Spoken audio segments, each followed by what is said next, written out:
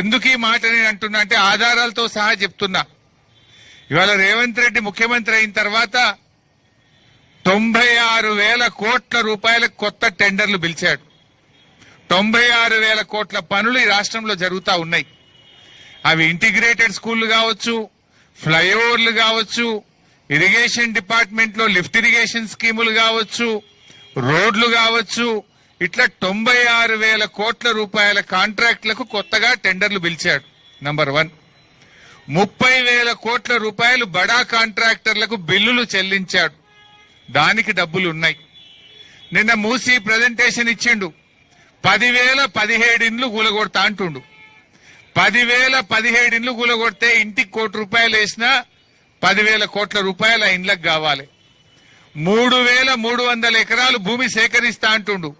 ఆడ 50 లక్షల ₹1 50 కోట్లకు ఎకరం ఉంటది.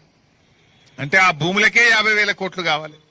అంటే భూములు సేకరించడానికి 50,000 కోట్లుంటాయి. 10,000 ఇండ్లు కూలగొట్టడానికి 10,000 కోట్లుంటాయి. మూసి సుందరీకరణకు 1,50,000 కోట్లు ఖర్చు పెడతా అంటున్నావు. మరి 1,50,000 కోట్లు మూసి సుందరీకరణ ఖర్చు పెట్టడానికి నీ దగ్గర డబ్బులుంటాయి.